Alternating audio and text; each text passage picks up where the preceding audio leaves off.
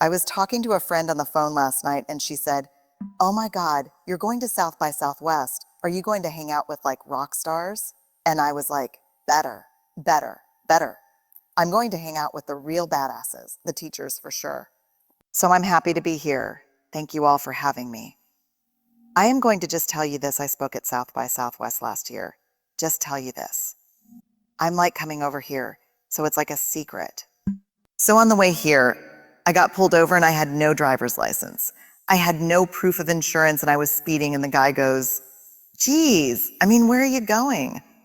I said, "I'm going to give a talk at South by Southwest." And he said, "About what?"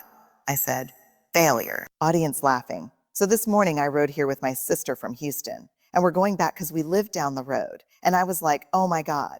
And she said, "What?" And I said, "I'm going to talk about shame today. There's a chance we're going to end up naked hitchhiking because this conference may manifest our trip here. I am going to talk about daring classrooms and what I believe courage looks like and is.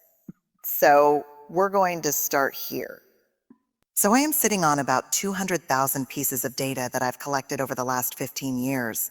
And one of the questions I've had from the beginning of my career was simply this: is courage the willing to show up and be seen, even when we can't control the outcome? Is courage something that's inherent in us, or is it something that we can teach and develop in people and ourselves?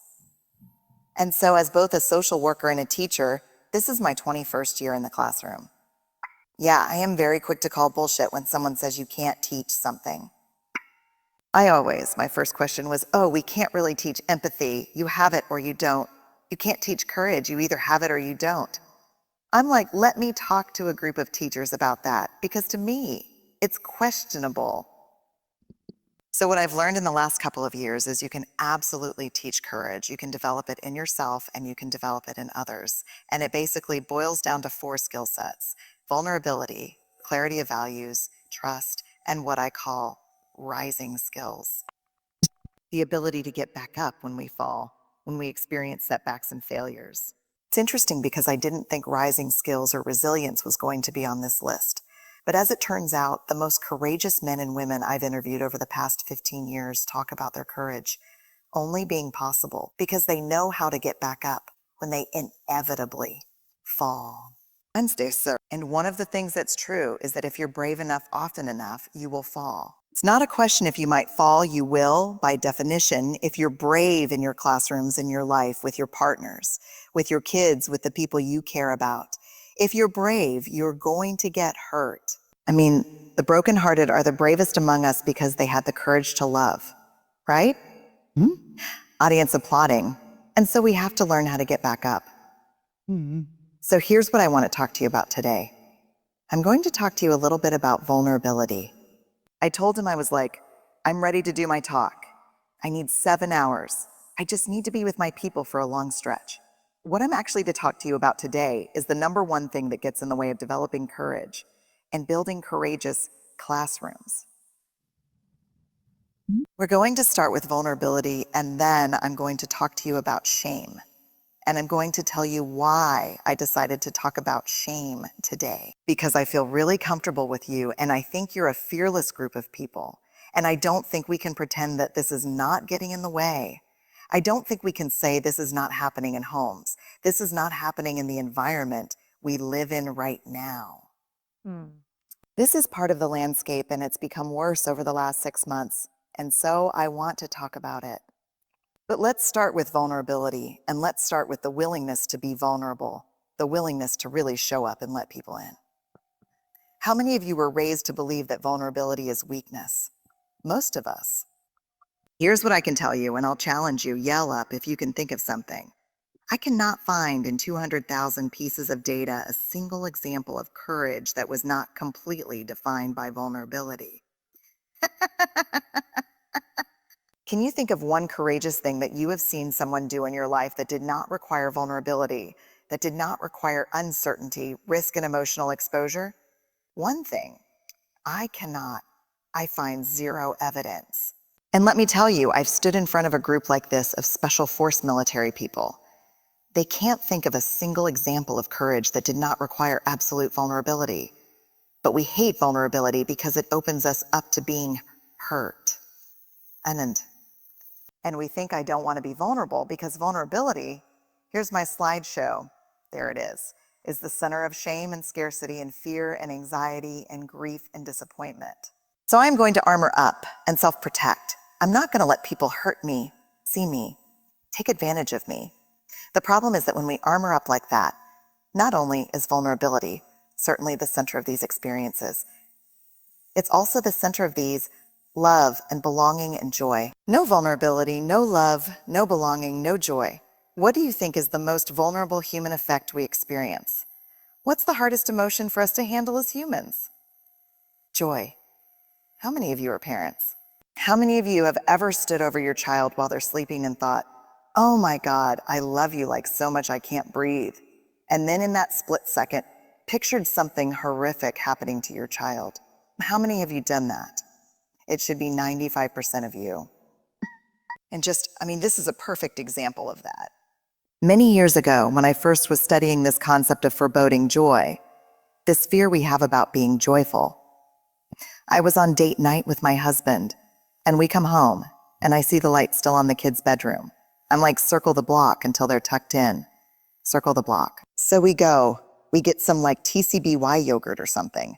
We come back, everyone's tucked in. I'm like, okay, this is awesome. Let's go. And I remember we parked our car on the curb by our house, and we're walking in, and the song on the radio when we got out of the car, it was like one of my favorite songs, Little River Band, Indistinct. Friday night, it was late. I was walking you home. We got down to the gate, and I was dreaming of the night. And I remember like, oh my God, this is like amazing. And we were holding hands. I go, oh my God. And he's like, what's wrong? And I was like, do you ever think like someone's gonna jump out from behind the bushes and shoot us down? And he's like, no, did you see somebody? And I said, no, I'm just saying, like when things are going really well, you're waiting for like that to happen. Yes or no? Audience, yes. And he's like, no. And I was like, yeah, because here's the thing. I would hope the babysitter would come out and like move us so the kids didn't find us. And he's like, oh my God, Breen. No. And I'm serious. And I don't even think on the list. It was like, I should put like a whole, like if you need to call us, if we get killed in the front yard, like something so they know to call my mom and keep the kids in the house. And he goes, I'm guessing date night's over. I'm like, oh, hell yeah, date night's over. I'm like, we got to come up with a list, a plan. But am I alone in this? Audience, no. Right, because joy is so, and I'll just share this with you. What was the one variable men and women who had the capacity to lean heavily into joy? What was the one variable they shared in common? This should be a pedagogy of itself. What is the one variable that people who can really lean into joy share in common? It is part of vulnerability, but it's actually a practice, gratitude. The only variable that really separates men and women who cannot lean into joy, who start dress rehearsing tragedy. And the reason we dress rehearse tragedy is so we can beat vulnerability to the punch. So what we do is like, oh, this great thing is happening. I'm going to start picturing worst case scenarios so that when I get hurt and it happens, I'm all prepared for it, right? But how many of you think we can actually prepare for that? You cannot. 50% of the people in this room have probably experienced the thing that we dress rehearse, and they could come up here one at a time and tell you, you can practice that all you want. That will do nothing to help you when that moment comes. The only thing you're doing is squandering the joy that you need that builds a reservoir for when hard things happen. So as it turns out, our bodies really neurobiologically experience joy as vulnerability and threat, and we quiver. And so some of us use the quiver as a warning sign to start thinking about terrible things, and others use that quiver as a reminder to be grateful, to stop on the sidewalk in that moment and say, I'm really grateful for this date night. I'm grateful for you. I'm grateful for our time together. But that's harder, right, than to go. Have you ever pictured someone? So love, belonging and joy, absolute vulnerability, but also these things, courage, empathy, trust, innovation, and creativity, no vulnerability, no innovation, no creativity. My favorite call that I get, hey Breen, would you like to come speak to our brand new startup in Silicon Valley? It's amazing. And we loved your TED Talk, and we're bringing in thought leaders, and we want to shape our culture. And, okay, great, great, that sounds fun.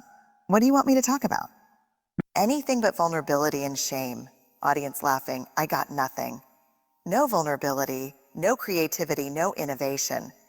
Accountability, adaptability to change, hard conversation. I mean, this is an easy question. How many of you think where you work, your school, your district, your grade level, how many of you think where you work would be better if people had a stronger skill set about having real, honest, respectful, hard conversations? Yes or no? Audience applauding. Yeah, everybody. We dodge those and they become toxic in our culture. Feedback, problem solving, and ethical decision making all require vulnerability. They all require one of my favorite stories.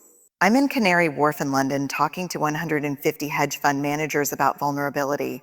They're required to attend. It was like Brooks Brothers threw up in the room, and I'm uncomfortable because I'm like, wow, these people look hostile.